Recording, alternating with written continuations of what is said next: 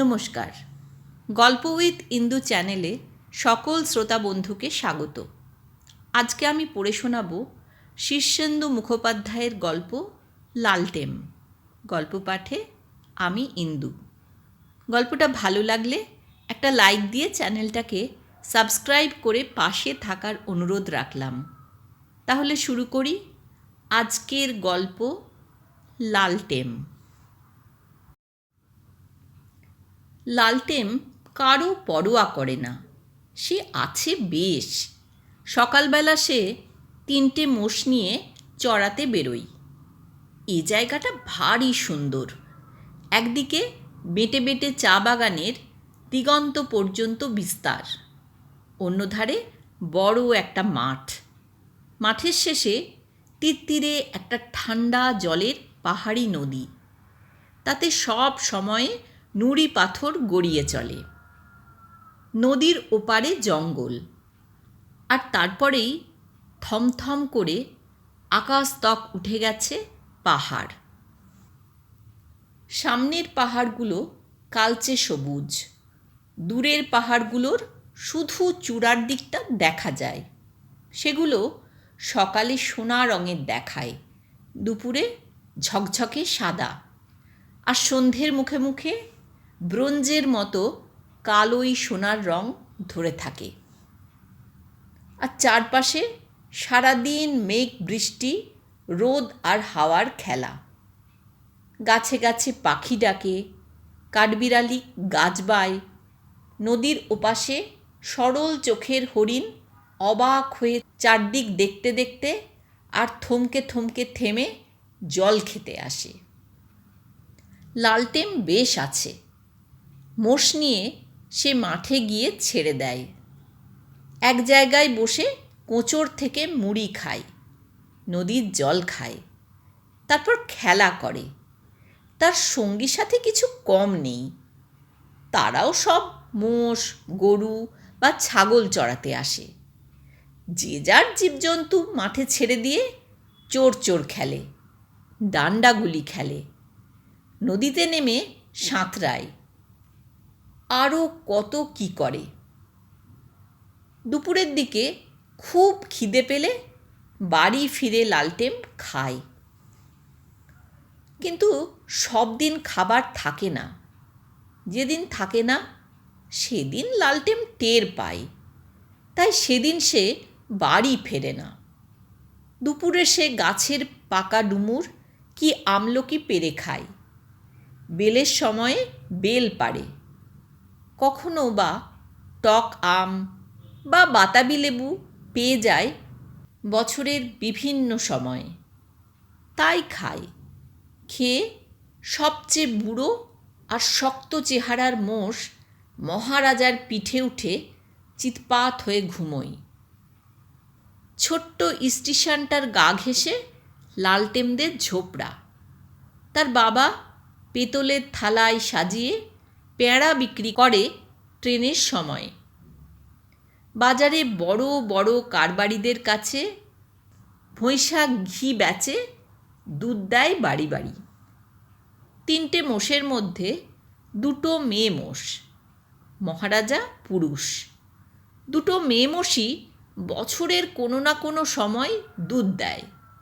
বুড়ো মোষটার মরার সময় ঘনিয়ে এসেছে, আর 2টোও বুড়ো হতে চলল। সামনে দুর্দিন। লালটেমদের সংসার বেশ বড়। মা ঘুঁটে বিক্রি করে, বাবা দুধ, পেঁড়া, ঘি বেচে। এই করে কোনো রকমে 10 জনের সংসার চলে। লালটেমের দাদু আছে, আরও 6 ভাই বোন আছে। তারা কোনো লেখাপড়া শেখেনি। মাঝে মাঝে মোষের দুধ, ঘি বা পেঁড়া ছাড়া কোনো ভালো খাবার খায়নি। খাটো ধুতি বা শাড়ি ছাড়া ভালো কাপড় চোপড়, ভালো জামা কাপড় পরেনি। তারা একসঙ্গে 100 টাকাও কখনো চোখে দেখেনি। তবু লালটেম কারও পরোয়া করে না। দিনভর সে মোষ চড়ায়, সাথীদের সঙ্গে খেলা করে, আর চারদিককার আকাশ বাতাস আলো পাহাড় দেখে চমৎকার সময় কেটে যায়। একদিন একটা রোগা মানুষ ওপার থেকে শীতের নদীর হাঁটুভর জল হেঁটে পার হয়ে এলো। লোকটার গা ময়লা চাদরে ঢাকা, পরনে একটা পাজামা, কাঁধে মস্ত এক পুঁটুলি। লালটেম আর তার সাথীরা অবাক হয়ে লোকটাকে দেখছিল, কারণ নদীর ওপারের জঙ্গলে বাঘ আছে, বুনো মোষ, দাঁতাল শুয়োর আর গন্ডার আছে। সাপ তো কিলবিল করছে, ওদিকে কেউ যায় না একমাত্র কাঠুরেরা ছাড়া। তারাও আবার দল বেঁধে যায়, সঙ্গে লাঠি থাকে, বল্লম থাকে, তীর ধনুক থাকে, আর কুড়ুল তো আছেই।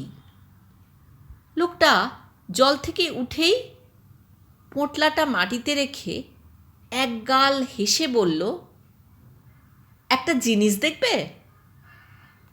হ্যাঁ, লালটেমরা খুব রাজি। লোকটা ধীরে আস্তে পুঁটুলির গিঁট খুলে চাদরটা মেলে দিল। লালটেমরা অবাক হয়ে দেখে ভিতরে কয়েকটা ইট। তারা সমস্বরে বলে ওঠে, এ তো ইট। রোগা লোকটা হেসে বলে, ইট ঠিকই, তবে সাধারণ ইট নয়, প্রায় ১,৫০০ বছরের পুরনো একটা রাজবাড়ির জিনিস। ওই জঙ্গলের মধ্যে আমি সেই রাজবাড়ির খোঁজ পেয়েছি। রাজা বা রাজবাড়ি সম্পর্কে লালটেমের ধারণা খুব স্পষ্ট নয়, তবে সে জানে একজন রাজা সোনার রুটি খেতেন। তার রানী যে শাড়ি পরতেন সেটা জ্যোৎস্নার সুতো দিয়ে বোনা। লোকটা ইটগুলো পুঁটলিতে বেঁধে হাত ছেড়ে বলল, সেই রাজবাড়িটার অনেক কিছু মাটির নিচে পোঁতা আছে। যে পাবে সে এক লাফে বড়লোক হয়ে যাবে। তবে কিনা সেখানে যখেরা পাহারা দেয়, সাপ ফনা ধরে আছে, চারদিকে যাওয়া শক্ত।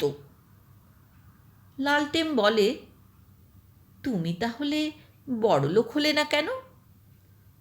লোকটা অবাক হয়ে বলে, আমি আমি বড়লোক হয়ে কী করব? দুনিয়াতে আমার কেউ নেই, দিব্যি আছি, ঘুরে ঘুরে সময় কেটে যায়। রাজবাড়িটা দেখতে পেয়ে আমি শুধু লোককে দেখানোর জন্য কয়েকটা ইট কুড়িয়ে এনেছি, এইতেই আমার আনন্দ। লালটেম বলে, তোমাকে বাঘে ধরল না? সাপে কাটল না? বুনো মোষ তাড়া করল না? লোকটা ভালো মানুষের মতো বলে, জানোয়ারেরাও বন্ধু আর শত্রু চিনতে পারে। আমি নিরীহ মানুষ, ওরাও সেটা টের পেয়েছিল, তাই কিছু বলেনি। লোকটা তারপর গান গাইতে গাইতে মাঠ পেরিয়ে চলে গেল। লালটেম তার সাথীদের সঙ্গে খেলায় মেতে গেল। পরদিন ভোরবেলায় কোদাল গাঁইতি হাতে কয়েকজন লোক নদীর ধারে এসে হাজির। তাদের মধ্যে একজন লোককে লালটেম চেনে। সে হলো এ অঞ্চলের নামকরা গুন্ডা আর জুয়ারি প্রাণধর। লালটেমকে ডেকে সে লোকটা বলল, এই ছোঁড়া, ওই জঙ্গলের মধ্যে যাওয়ার রাস্তা আছে? লালটেম ভালো মানুষের মতো বলে, কাঠুরেদের পায়ে হাঁটা রাস্তা আছে। লোকটা কটমট করে চেয়ে বলে, আমরা যে এদিকে এসেছি, খবরদার কাউকে বলবি না। লোকগুলো হেঁটে শীতের নদী পার হয়ে ওপাশের জঙ্গলের মধ্যে অদৃশ্য হয়ে গেল। লালটেমরা মুখ তাকাতাকি করে নিজেদের মধ্যে খেলা শুরু করে দেয়। কিন্তু একটু বাদেই আবার কোদাল শাবল হাতে একদল লোক আসে। তারাও জঙ্গলের মধ্যে পথ আছে কিনা জিজ্ঞেস করে। তারপর লালটেমরা যাতে আর কাউকে না বলে সে বিষয়ে সাবধান করে দিয়ে নদী পার হয়ে জঙ্গলে ঢুকে পড়ে। সারাদিন যে এভাবে কত লোক জঙ্গলের মধ্যে গেল তার গোনাগুনতি নেই।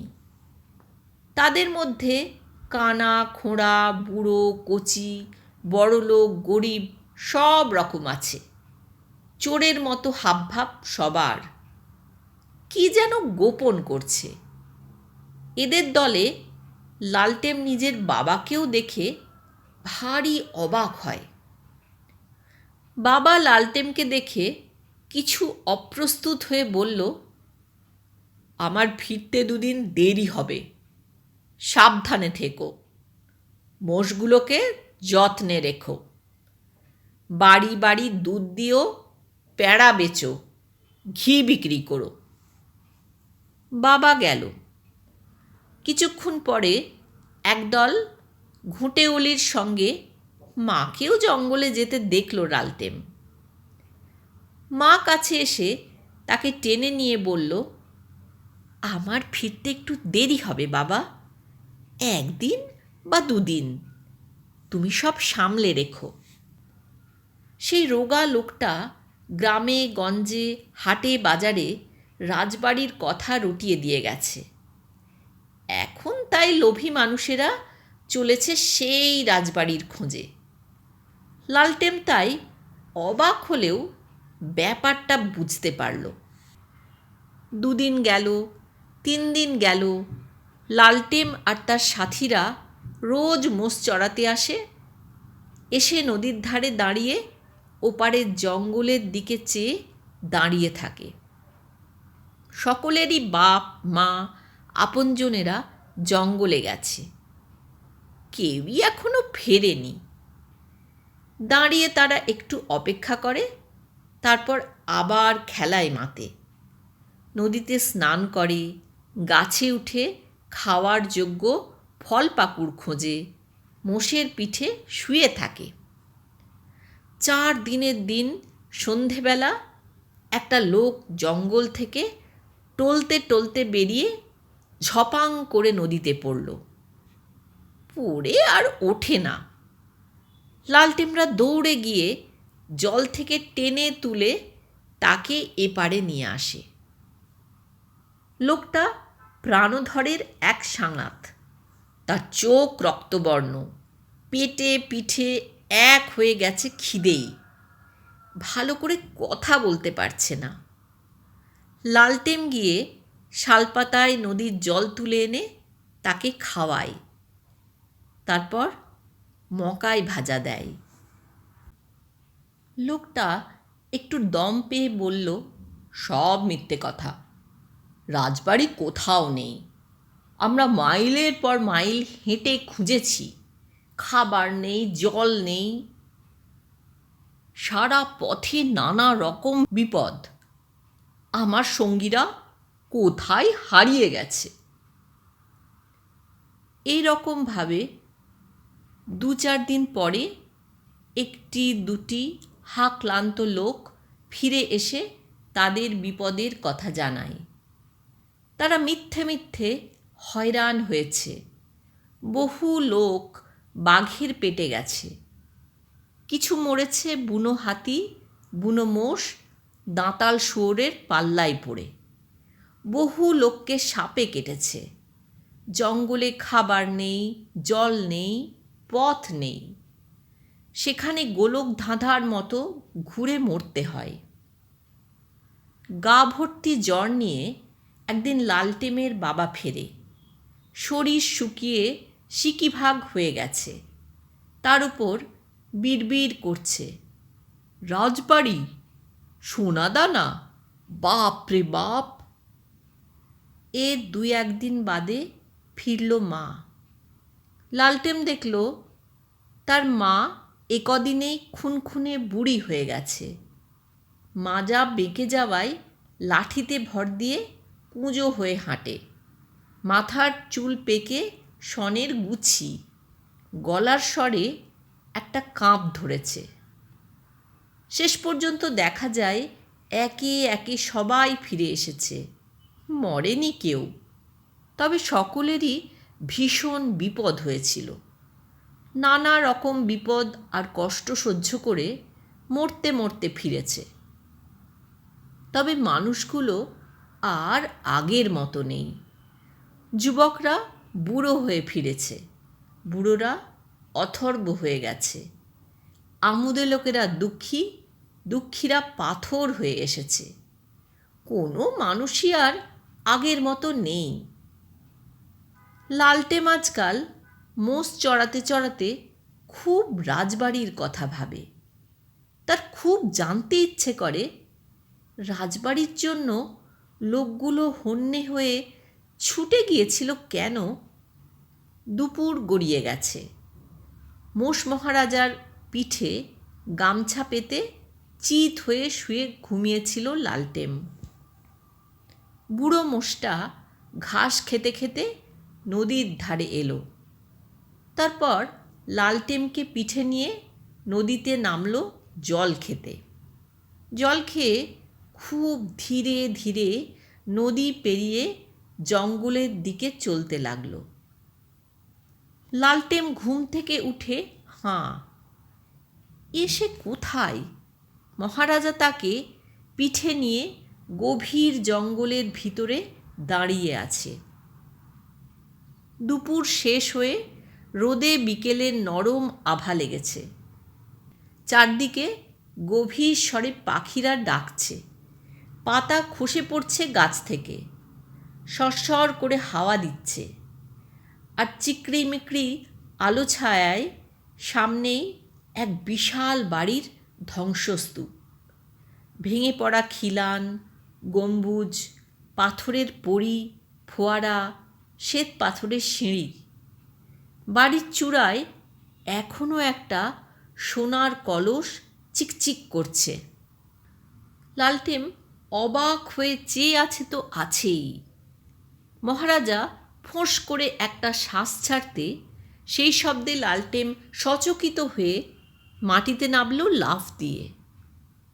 তাই তো, এ তো সেই রাজবাড়ি মনে হচ্ছে। এক পা দুপা করে লালটেম এগোয়। চারিদিকে শ্যাওলা ধরা পাথর আর ইটের স্তূপ। এই সেই ইট যা রোগা লোকটা তাদের দেখিয়েছিল। সুতরাং এইটাই রাজবাড়ি। লালটেম দেখে চারধারে নানা রঙের সাপ ঘুরে বেড়াচ্ছে। কিছু সাপ ফনা তুলছে, ফোঁ ফোঁ করে ভয়ঙ্কর শব্দ করছে তারা। কোত্থেকে একটা দুটো তক্ষক ডাকল। ছমছম করে ওঠে এখানকার নির্জনতা। লালটেম ভয় পায় বটে, কিন্তু তবু এগোয়। সাপেরা তার পথ থেকে সরে যায়। চারদিকে ফিসফাস শব্দ ওঠে। কারা যেন হি হি করে হেসে ওঠে কাছেই। চারদিকে চেয়ে লালটেম কাউকে দেখতে পায় না। আবার এগোই। কি করুণ অবস্থা! বিশাল ঘরের আধখানা ভেঙে পড়ে গেছে, বাকি অর্ধেকটাই ধুলো জঞ্জাল আর আগাছা। মাকড়সার জাল এত ধারালো যে গায়ে লাগলে চামড়া ছিঁড়ে যায়। কাঁকড়া বিছেরা বাসা করে আছে যেখানে সেখানে। একটা ঘরে শেয়ালের বাচ্চারা দলা পাকিয়ে ঘুমোচ্ছে। একটা জং ধরা লোহার সিন্দুকের ওপর নিশ্চিন্তে ঘুমোচ্ছে একটা দাঁতাল শুয়োর। একটার পর একটা ভাঙা ঘর পার হয় লালটেম। দেখে অনেকগুলো বন্ধ কুঠুরি। কৌতূহলবশে সে একটা কুঠুরির দরজার ঠেলা দিতেই দরজাটা মড়াত করে ভেঙে পড়ে গেল। লালটেম ভিতরে ঢুকে ভীষণ অবাক হয়ে দেখে সেখানে অনেক সোনার উপর বাসন পাঁজা করে রাখা।